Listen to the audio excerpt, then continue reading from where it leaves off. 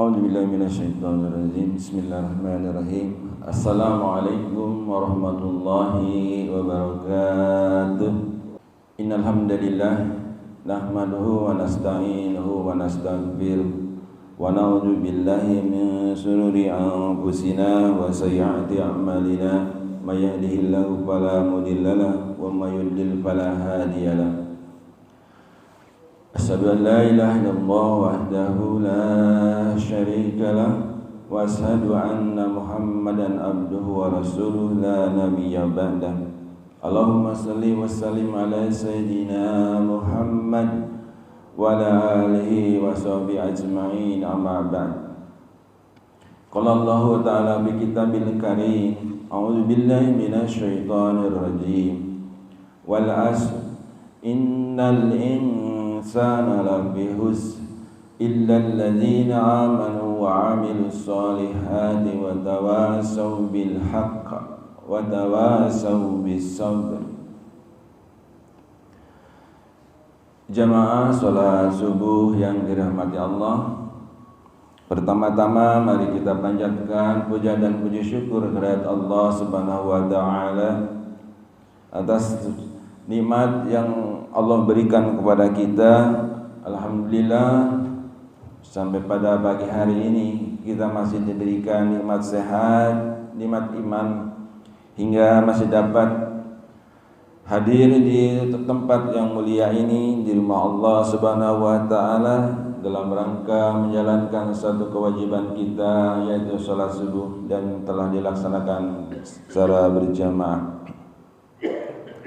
Salawat serta salam senantiasa kita sanjungkan ke baginda Nabi Muhammad sallallahu alaihi wasallam, keluarga dan para sahabatnya. Mudah-mudahan kita selalu istiqomah menjalankan sunnah-sunnahnya, dan kelak kita berharap mendapatkan syafaat di yaumil akhir. Jamaah salat subuh yang dirahmati Allah, cukup lama kita tidak berjumpa di dalam menapaki perjalanan sirah nabawiyah, kisah-kisah kehidupan Rasulullah yang agung, Rasul Nabi Muhammad sallallahu alaihi wasallam, yang hakikatnya telah dapat dirasakan oleh kita semua. Kita dapat menjalankan satu agama yang insyaallah diridhoi Allah Subhanahu wa taala, sebagaimana yang dijelaskan dalam Al-Qur'an, inna dinna indallahil Islam, bahwa agama yang diridhoi Allah adalah Islam. Perjuangan Nabi Muhammad sallallahu alaihi wasallam sebagaimana kita ketahui, sejak di usia mencapai 40 tahun beliau mendapatkan tugas kenabiannya. Sejak itulah beliau berjuang menegakkan agama Allah dengan segala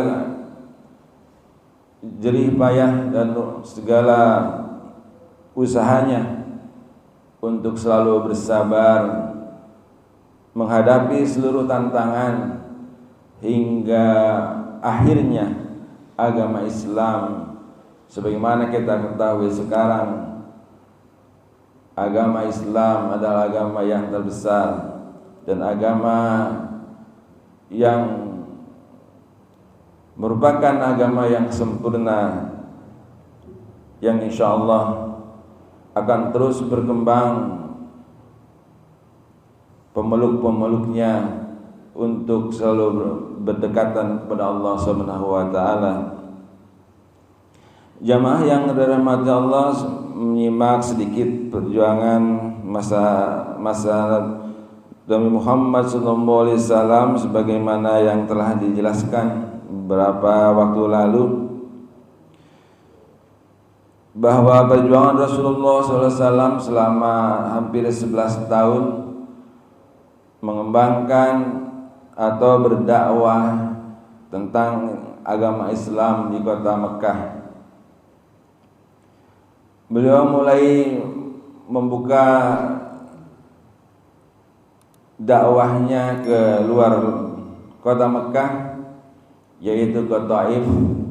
Akan tetapi di sana beliau mendapatkan tantangan yang begitu berat, bahwa umat yang berada di Taif menolak secara keras dan keji atas kehadiran Nabi Muhammad SAW. Kemudian Rasulullah SAW tidak putus asa untuk melakukan dakwah ini, yang akhirnya pada tahun ke-11 kenabian Rasulullah Muhammad SAW bertemu dengan bibit-bibit unggul yang akan menyebarkan agama Islam, yaitu yang hadir dari negeri Yathrib atau dari Madinah. Hampir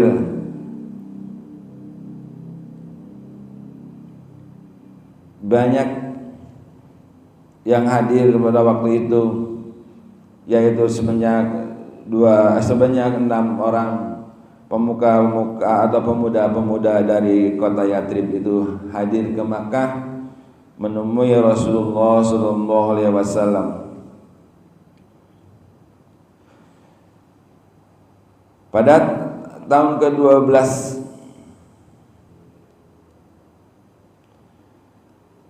Hijriah, maka perkembangan agama Islam yang berada di Yathrib mulai nampak, dan akhirnya pembahasan-pembahasan yang telah diketahui oleh mereka 6 pemuda Yathrib ini mulai hadir kembali ke kota Mekah untuk menemui Rasulullah, dan kali ini mereka tidak berenam, tapi mereka hadir sebanyak 12 pemuda dari kota Yathrib. Perjuangan mereka cukup lumayan jauh dari kota Yathrib. Kita ketahui sekarang adalah kota Madinah, hampir 400 atau 500 km dari Madinah ke Mekah. Akan tetapi karena panggilan keimanan, ingin mengetahui lebih jelas tentang apa itu Islam, mereka terus berusaha untuk bisa menemui Rasulullah. Jamaah yang dirahmati Allah, pada pagi hari ini kita coba akan membahas tentang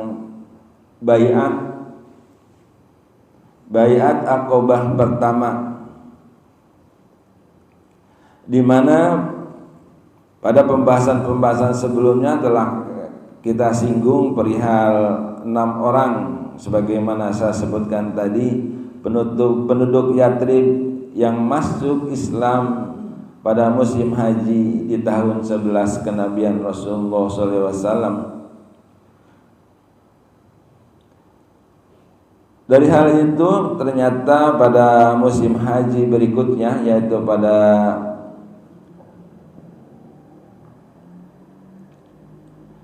tahun 12 kenabian, tepatnya di bulan Juli tahun 621 Masehi, datanglah 12 orang laki-laki, di antaranya ada 5 orang dari 6 orang yang pernah melakukan kontak dengan Rasulullah SAW, yaitu sebagaimana ketahui bahwa Di tahun ke-11 ada 6 orang yang melakukan kontak dengan Rasulullah SAW.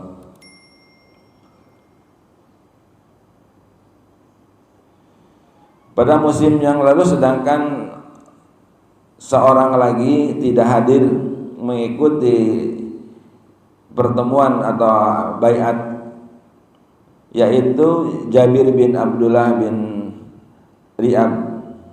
Adapun 7 pemuka baru lainnya adalah sebagai berikut. Pertama adalah Mu'adz bin Al-Haris ibnu Ifra dari Bani Al-Nazar atau suku Kal'aj. Kemudian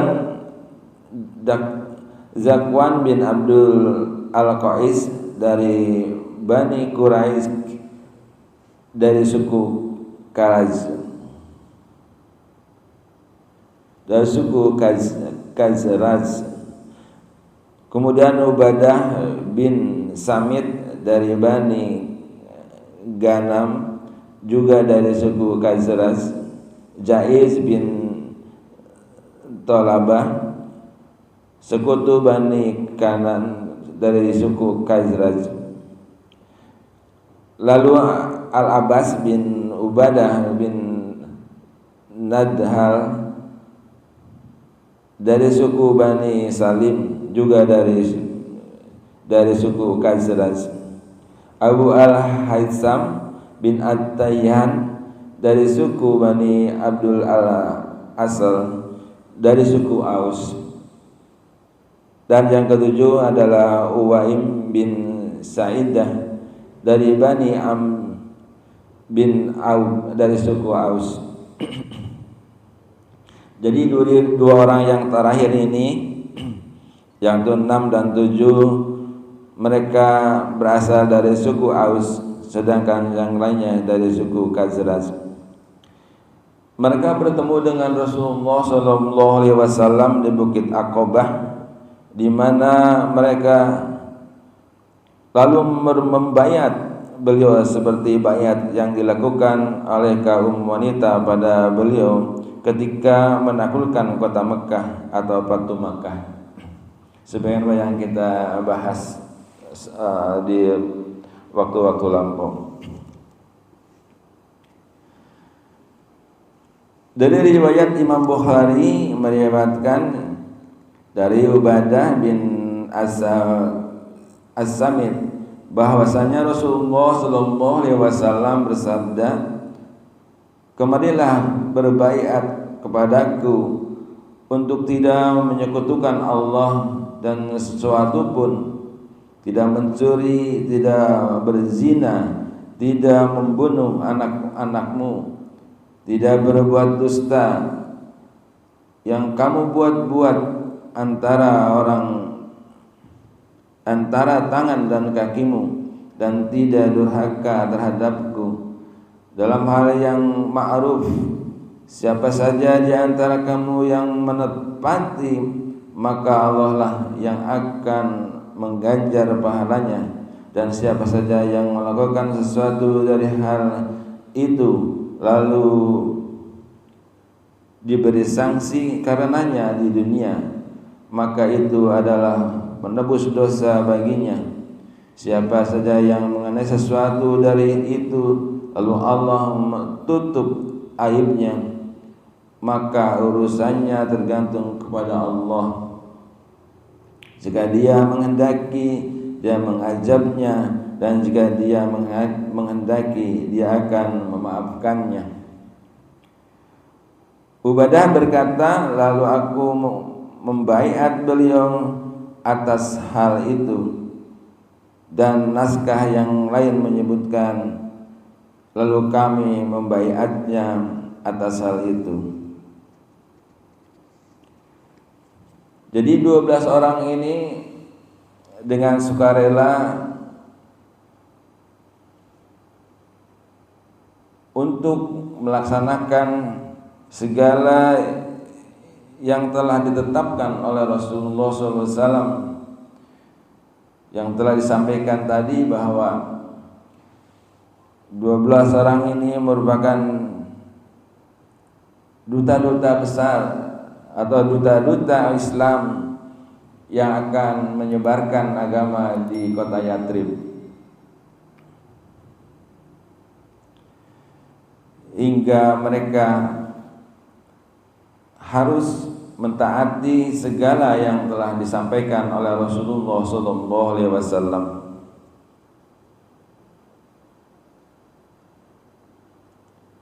Setelah baiat selesai dan musim haji juga sudah berlalu, Nabi Muhammad SAW mengirimkan duta pertama di Madinah bersama para baiat tersebut guna mengajarkan syariat Islam kepada kaum muslimin di kota Madinah, memberikan pemahaman tentang agama Islam serta bergerak menyebarkan Islam di kalangan mereka yang masih dalam kondisi kesyirikan. Untuk hal tersebut beliau memilih seorang pemuda yang merupakan salah seorang dari as-sabiqun al-awwalun atau orang yang pertama masuk Islam, yaitu Mus'ab bin Umair al-Abdari alaihissalam.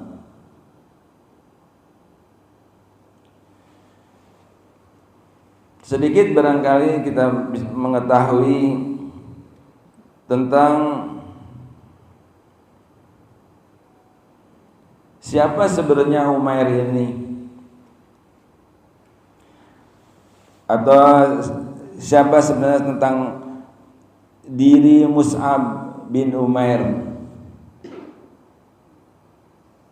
Dia adalah salah satu seorang sahabat Nabi Rasulullah SAW, remaja Quraisy dari kaum terkemuka yang hidupnya cukup dalam kemewahan atau hidup dalam kemewahan, karena orang tua Mus'ab adalah orang yang cukup kaya di kota Mekah. Mus'ab adalah remaja Quraisy yang gagah, tampan, penuh dengan jiwa semangat kemudaan. Para ahli sejarah melukiskan bahwa semangat kemudaannya dengan kalimat seorang warga kota Makkah yang mempunyai nama paling harum. Mus'ab lahir yang dibesarkan dalam kesenangan dan tumbuh dalam lingkungannya. Mungkin tak seorang pun di antara anak-anak muda Mekah yang beruntung, di mana dia selalu dalam keadaan yang sangat menyenangkan, dimanja oleh kedua orang tuanya, hidup dalam kemewahan, dan menjadi buah bibir bagi gadis-gadis kota Mekah karena ketampanannya. Akan tetapi Mus'ab tidak yang seperti kita bayangkan, bahwa suatu hari anak muda ini mendengar berita tentang tersebar luas di kalangan warga Mekah mengenai Muhammad al-Amin yang mengatakan dirinya telah diutus sebagai pembawa berita suka maupun duka, sebagai dai yang mengajak umat beribadah kepada Allah yang Maha Esa. Di antara berita yang didengarnya ialah bahwa Rasulullah SAW bersama pengikutnya biasa mengadakan pertemuan di suatu tempat yang terhindar jauh dari gangguan gerombolan Quraisy dan ancaman-ancamannya, yaitu di Bukit Safa, di rumah Arqam bin Abi Arqam. Maka pada suatu senja, didorong oleh kerinduannya, Mus'ab pergi ke rumah Arqam menyertai rombongan. Di tempat itu Rasulullah SAW sedang berkumpul dengan para sahabatnya. Baru saja Mus'ab mengambil tempat duduk di antara sahabat-sahabat Rasulullah SAW, ayat-ayat Al-Quran mulai mengalir dari kalbu Rasulullah SAW, bergema melalui kedua bibirnya dan sampai di telinga dan menyerap di hati para pendengar. Di senja itu Mus'ab pun terpesona oleh untaian kalimat Rasulullah SAW. Kejadian ini mengakibatkan Mus'ab masuk memeluk agama Islam.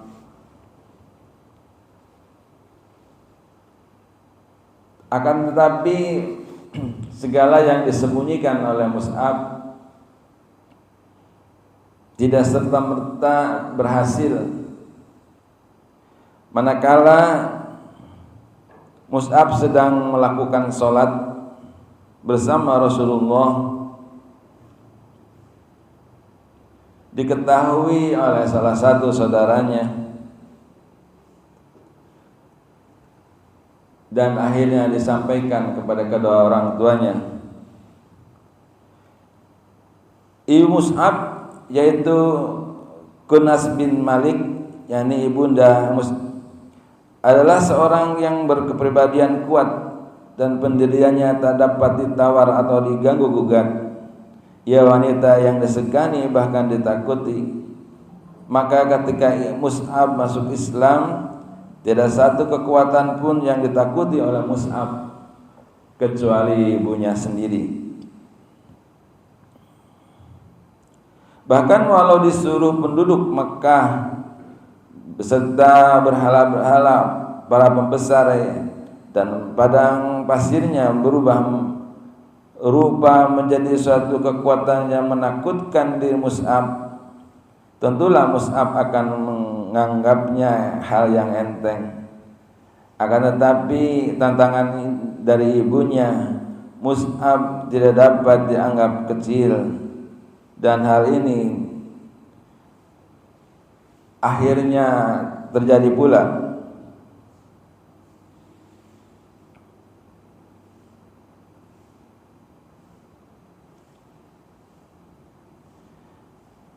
Akhirnya Mus'ab diadili di hadapan keluarganya dan di hadapan ibunya.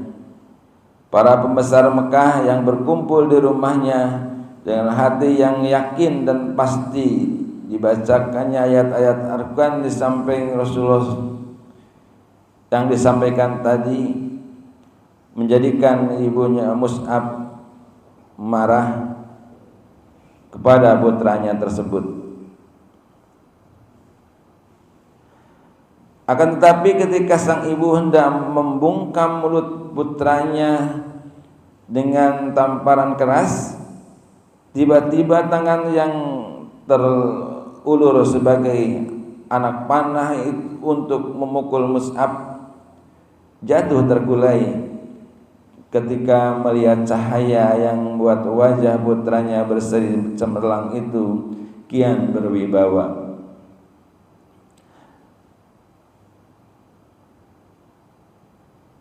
Akhirnya ibu Mus'ab tidak jadi menyakiti putranya atau tidak jadi menamparnya. Akhirnya dibawalah Mus'ab itu ke suatu tempat terpencil di rumahnya, lalu dikurung dan dipenjarakan dengan rapat-rapat.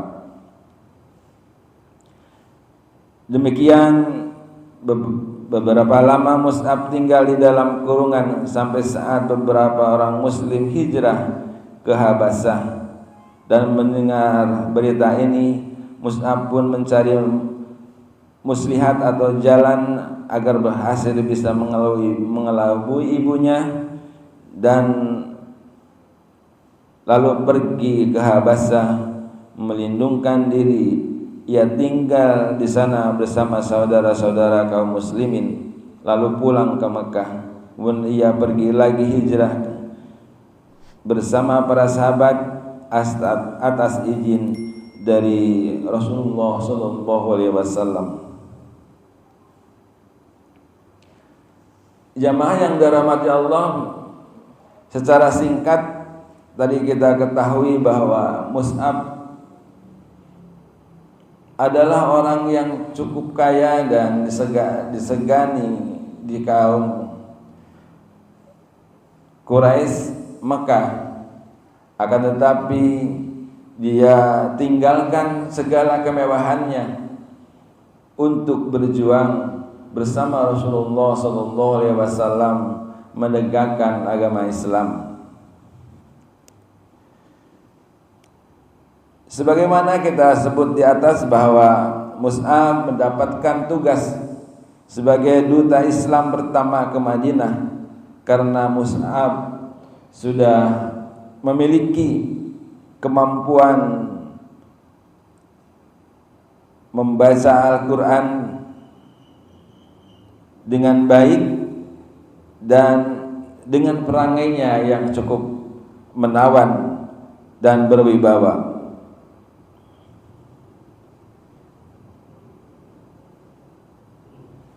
Sebelum Mus'ab ke Madinah, Mus'ab singgah terlebih dahulu di kediaman Asad bin Zurarah. Lalu keduanya menyebarkan Islam kepada penduduk Yathrib atau Madinah dengan sungguh-sungguh dan penuh semangat. Mus'ab ini dikenal sebagai mukri, yaitu orang yang ahli mengaji dan membacakannya, dan bacaannya sangat merdu hingga menarik para pendengar dan yang menyaksikannya. Salah satu cerita kesuksesan yang amat menawan dari dirinya adalah saat suatu hari Asad bin Zurarah mengajaknya ikut serta menuju perkampungan Bani Abdul Ashal dan perkampungan Bani Ja'far. Keduanya lantas memasuki sebuah kebun milik Bani Ja'far dan duduk-duduk di tepi sebuah sumur yang disebut Marak. Ketika itu beberapa orang yang dari kaum muslimin berkumpul di tempat mereka duduk-duduk tadi.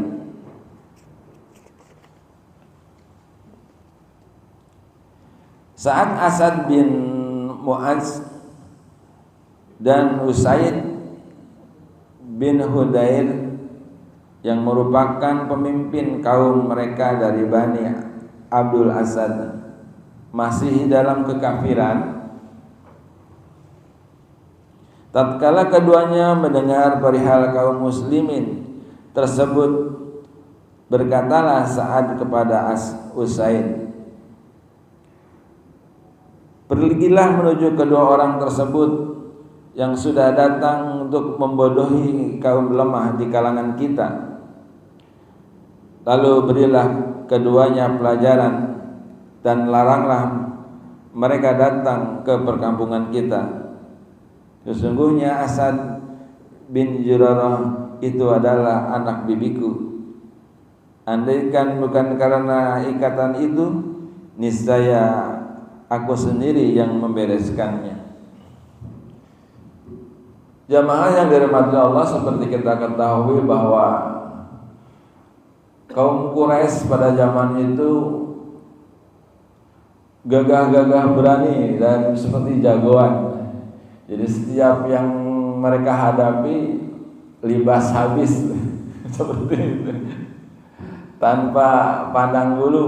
Pokoknya yang dibawa adalah tombak, pedang, dan kepada siapa yang tidak setuju siap untuk berperang atau siap untuk, kalau sekarang mah berantem lah gitu ya, 1 lawan 1 atau rame-rame. Akan tetapi kita ketahui bahwa mereka sangat kuat tentang hubungan keluarga. Sangat kuat mereka menghargai menghormati tali persaudaraan. Hingga seperti yang diketahui, sesungguhnya yang disampaikan tadi oleh Sa'ad, kalau bukan karena anak bibiku sudah habis, sudah dihabisi, tapi karena rasa persaudaraan tadi, dia lebih baik mundur, tidak tampil itu. Walaupun hatinya tetap bergejolak ingin menghabisinya. Begitulah karakter orang-orang kaum Mekah pada zaman itu. Akhirnya dalam cerita ini Asad memanggil dan meminta Usaid untuk mendatangi Mus'ab tersebut. Lalu akhirnya Usaid mengambil tombaknya dan pergi menemui Mus'ab bin Umair dan Asad bin Jurarah. Ketika Asad melihatnya, dia berkata kepada Mus'ab, ini adalah pemimpin kaumnya, dia telah datang kepadamu, karena itu tunjukkanlah kebesaran dari Allah kepadanya. Mus'ab berkata, bila dia ingin mau duduk, tentu aku akan berbicara kepadanya. Jadi ketika Usaid diminta untuk hadir atau untuk mendatangi atau untuk mengusir, sebenarnya untuk mengusir Mus'ab jangan berdakwah di kaum mereka, Mus'ab tetap dalam keadaan tenang dan menghadapinya dengan segala ketenangan. Kemudian Usaid datang lalu berdiri di hadapan keduanya seraya mengumpat dan berkata, apa yang kalian berdua bawa kepada kami? Kalian mau membodohi orang-orang lemah di kalangan kami? Menjauhlah dari kami jika kalian berdua masih memerlukan nyawa kalian. Begitulah sikap mereka yang arogan, yang merasa paling hebat dan melihat musuh itu sangat kecil. Dengan geretakannya yang tanpa sopan santun tersebut, Usaid berdiri dengan pongahnya. Lalu Mus'ab menjawab dengan segala ketenangannya, sudahkah kiranya Anda duduk dulu lalu mendengar? Jika Anda berkenan, silakan Anda terima. Jika Anda tidak berkenan, cegahlah apa yang tidak Anda sukai dari diri Anda. Tapi qadar Allah, cahaya Allah memang sudah waktunya untuk menebarkan agama Islam dengan segala keterbatasannya. Akhirnya Usaid bersedia duduk di hadapan Mus'ab.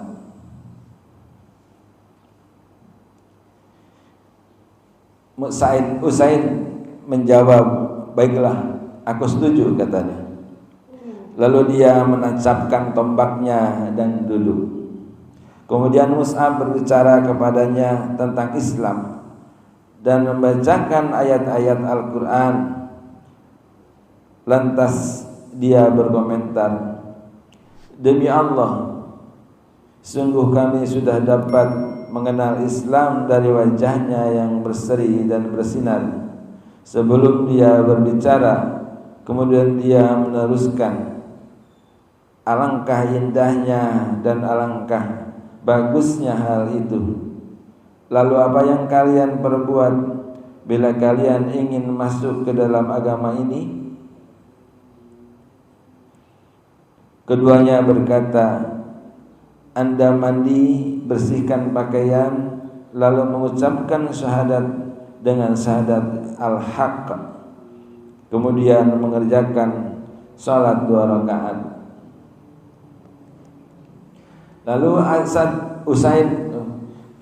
Usaid berdiri dan mengerjakan apa yang disampaikan oleh Mus'ab, yaitu membersihkan pakaiannya, mandi, bersyahadat, dan mengerjakan salat 2 rakaat. Kemudian berkata, "Sesungguhnya aku ini berada di bawah misi seorang laki-laki yang bila dia mengikuti kalian berdua, niscaya tidak ada seorang pun dari kaumnya yang berani membelakanginya. Maksudnya tidak mengikutinya. Aku akan membimbingnya, Sa'ad bin Mu'adz, kepada kalian berdua sekarang." Kemudian dia berlalu dan membawa tombaknya menuju Sa'ad yang berada di tengah kaumnya dan sedang duduk-duduk di tempat mereka berkumpul tadi. Melihat kedatangan Usaid, Sa'ad berkata, "Aku bersumpah demi Allah, sungguh dia telah datang dengan penampilan yang amat berbeda dengan penampilan sebelum meninggalkan kalian tadi." Tatkala Usaid berdiri di tengah mereka, Sa'ad berkata kepadanya, "Apa gerangan yang telah kau lakukan?" Kemudian Usaid berkata, "Aku telah berbicara kepada kedua orang tersebut. Demi Allah, aku tidak melihat ada masalah dengan keduanya. Aku telah melarang keduanya. Bahkan keduanya berkata, kami akan melakukan apa yang kau inginkan. Aku telah diberitahu bahwa Bani Harisah telah pergi menuju Asad bin Zurarah untuk membunuhnya dengan tujuan mempermalukanmu. Hal ini mereka lakukan karena mereka sudah mengetahui bahwa dia adalah anak bibimu."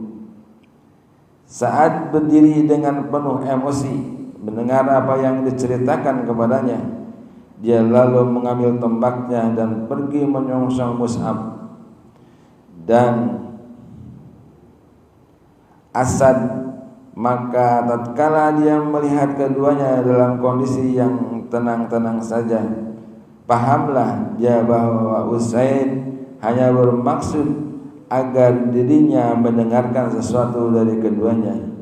Dia pun berdiri di hadapan keduanya sambil mengumpat dan berkata kepada Asad bin Zurarah, "Demi Allah, wahai Abu Mamah, andai kata tidak ada ikatan karena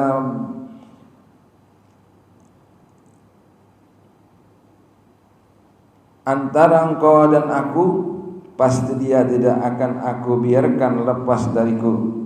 Engkau akan menyelubungi kami dengan sesuatu yang kami tidak suka di perkampungan ini." Jamaah yang dirahmati Allah, begitulah Asad ini adalah pemimpin dari suatu perkumpulan kaum Yathrib. Mereka sangat benci. Akan tetapi apa yang diketahui oleh Usaid tadi yang menjadikan wakilnya,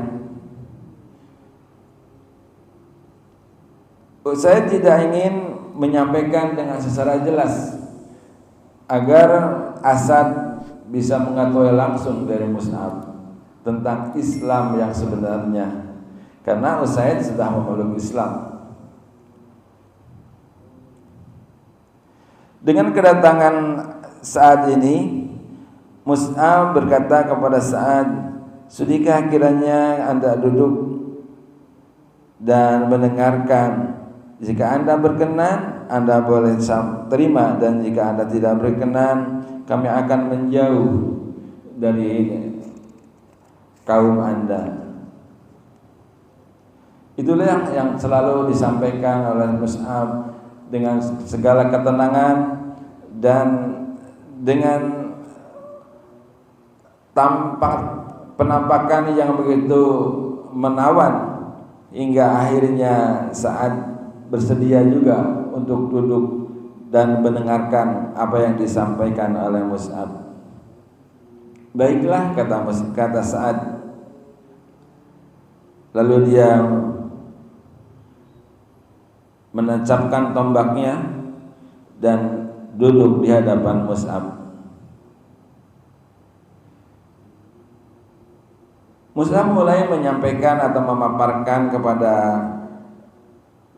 Sa'ad tentang Islam dan membacakan ayat-ayat Al-Quran.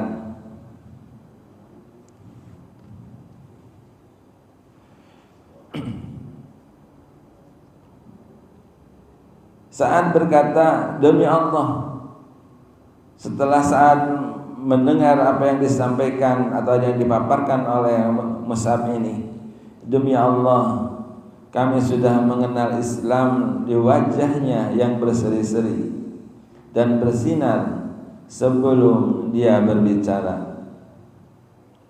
Kemudian dia bertutur lagi, "Apa yang kalian lakukan bila kalian masuk Islam?" Kemudian Mus'ab menyampaikan sebagaimana yang disampaikan kepada Usaid tadi. "Anda silakan mandi, membersihkan pakaian, kemudian mengucapkan syahadat dengan syahadat al-haq, kemudian mengerjakan salat 2 rakaat." Maka dia pun melakukan hal tersebut. Setelah itu dia meraih tombaknya, lalu beranjak menuju kaumnya berkumpul. Tatkala mereka melihatnya, berkatalah mereka, "Demi Allah, sungguh dia telah pulang dengan penampilan yang berbeda dengan saat pergi tadi." Jamaah yang dirahmati Allah, dengan masuknya Sa'ad tadi, maka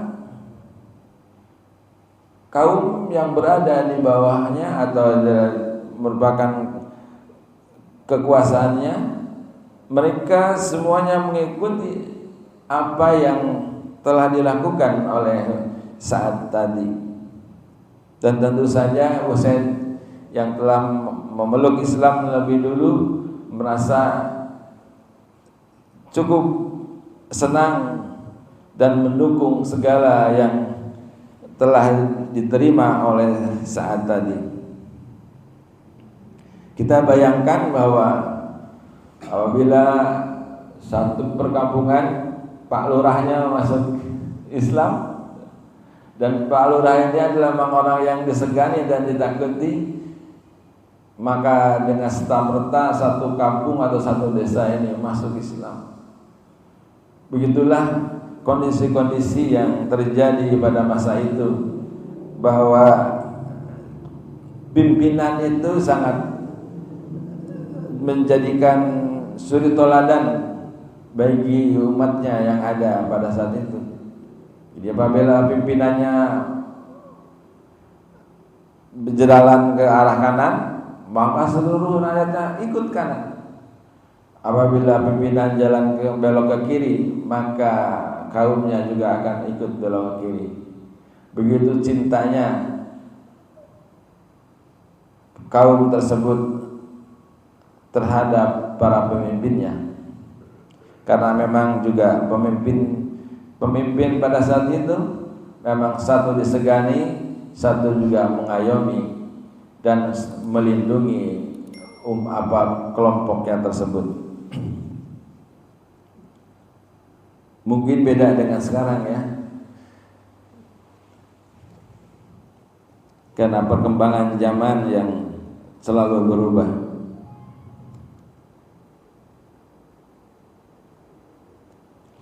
Jamaah yang dirahmati Allah, ketika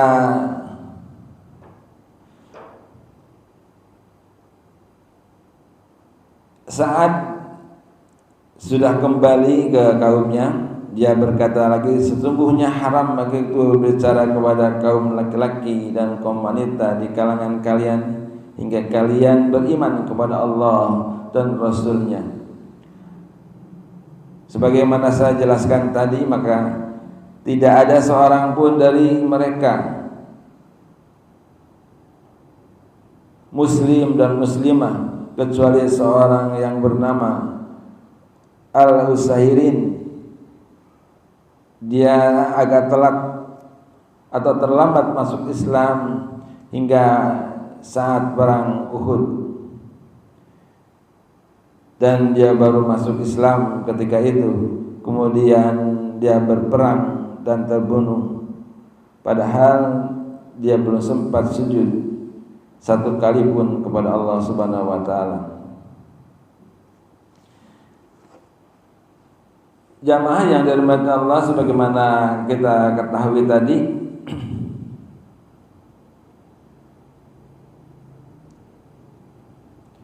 bahwa Mus'ab ini adalah salah satu sahabat Rasulullah yang berhasil mengislamkan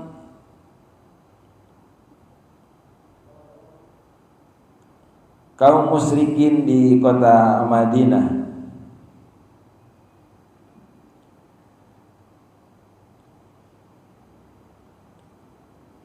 Bahwa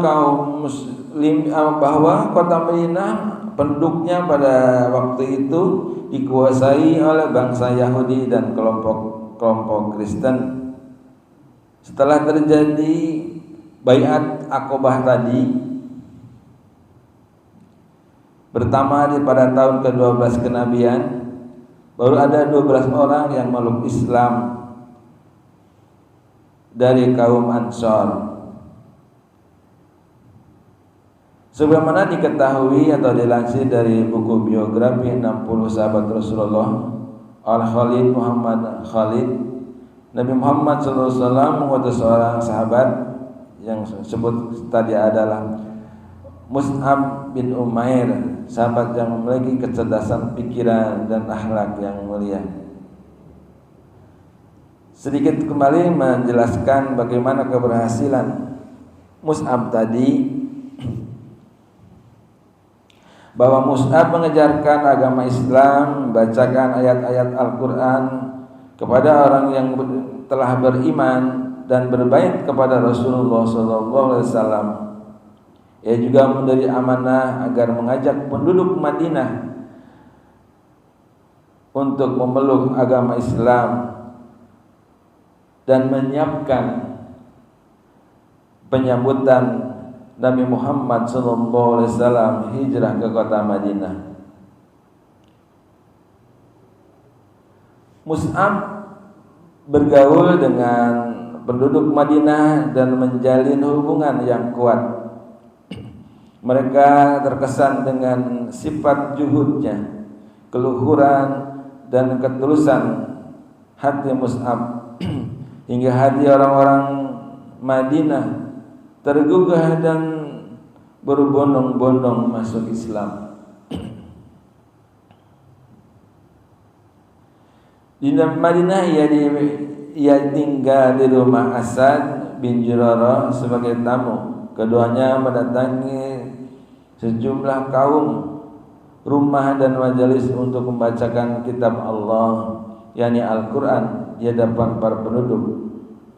Mus'ab dan Asad menyampaikan kalimat Allah, sungguhnya Allah adalah Tuhan yang Maha Esa.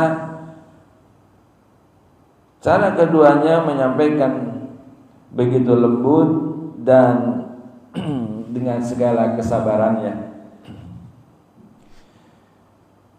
Suatu ketika Mus'ab sedang menyampaikan nasihat kepada kaum muslimin, datanglah Usaid bin Hudair, tokoh dari Bani Asad. Sebagaimana jelaskan tadi bahwa Usaid yang datang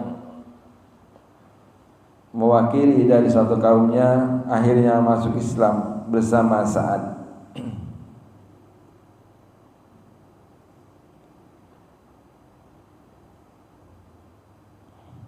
Jamaah yang dirahmati Allah,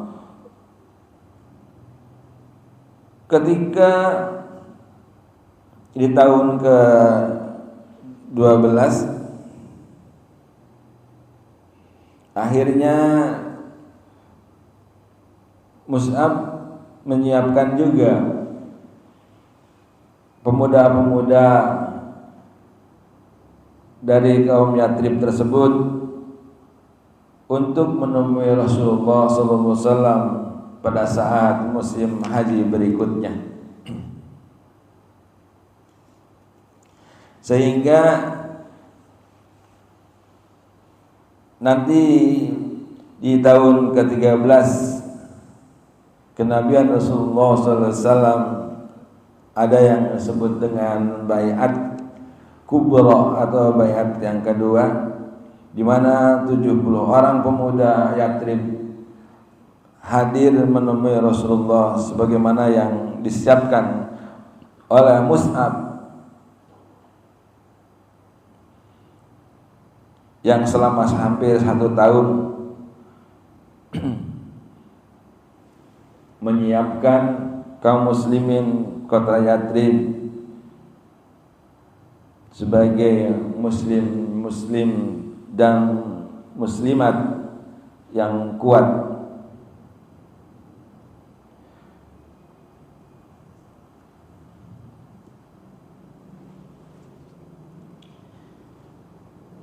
Jamaah yang dirahmati Allah,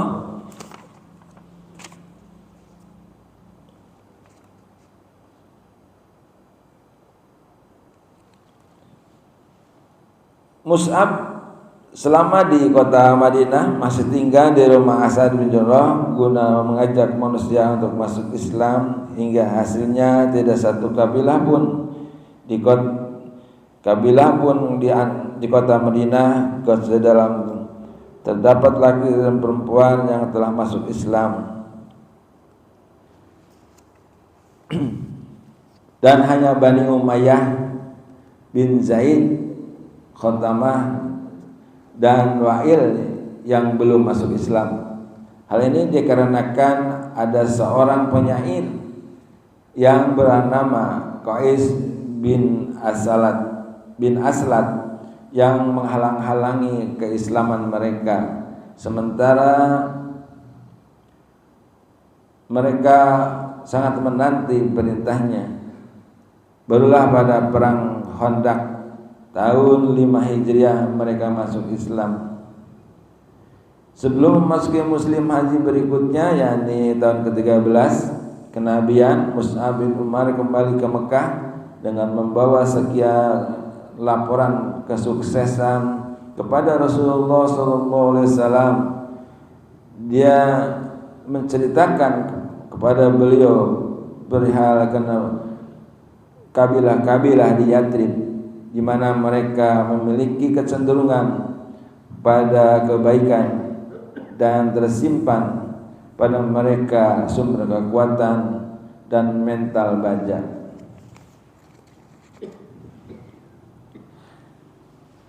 Sedikit kali kita tuntaskan bagaimana Mus'ab ini akhirnya adalah pemuda yang terus berjuang bersama Rasulullah SAW, dan